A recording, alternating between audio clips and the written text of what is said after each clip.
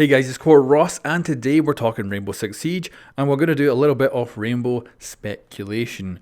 Now we're going to look at the official teasers Ubisoft has put forward for the countries for Year 5, and I'm also going to put forward some countries I'd love to see, and we'll just kind of guess how the actual roadmap will probably be set up. So let's start with the official teasers we've got from Ubisoft on what countries might be coming in Year 5. The first one is Greece. So these were actually teased at the beginning of Year 4 with the actual launch of the Year 4 roadmap, as we got a cinematic just, I think it was the day before the roadmap came out, and it had a lot of Greece connections, but that didn't end up being a country in Year 4. So if we look at it, we can see that Harry actually had an airline ticket going off to Athens, Greece. Now we thought, oh, that's interesting, but we weren't really sure if it was going to lead to anything.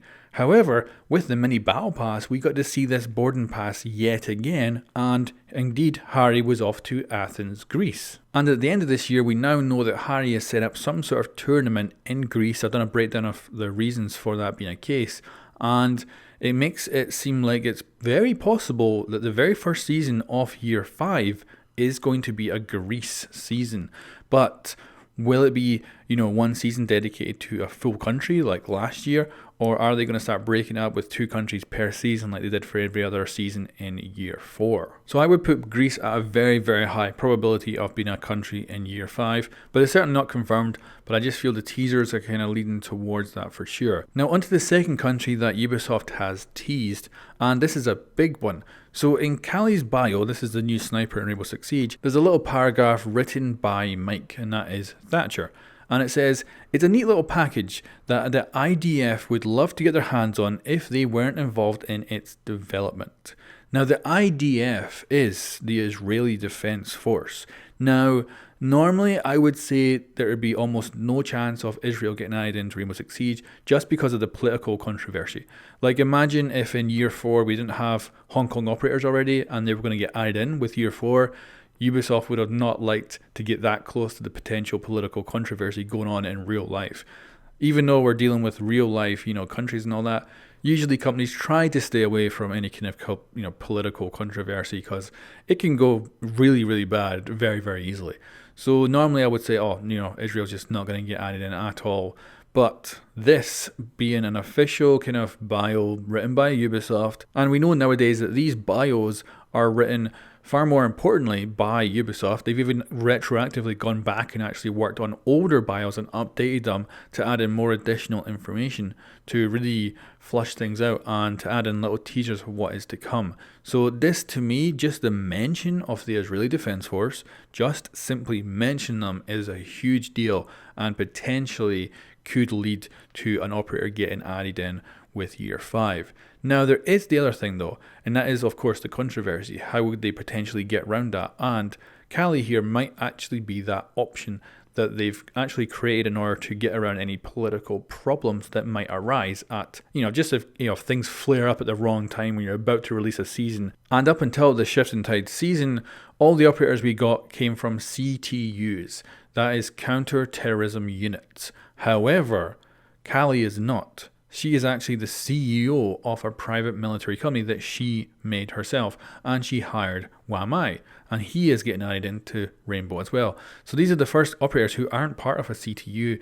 They actually are their own little private company, and Callie runs it. So in the future, if Ubisoft wants to bring in a country from somewhere that's a bit more controversial or is currently having turmoil or something's going on, they might be able to do it through Callie, because in the lore, they can have her hire someone. They could come from Israel, they could come from anywhere, and bring them in without maybe a direct connection to the political troubles that are going on in certain places.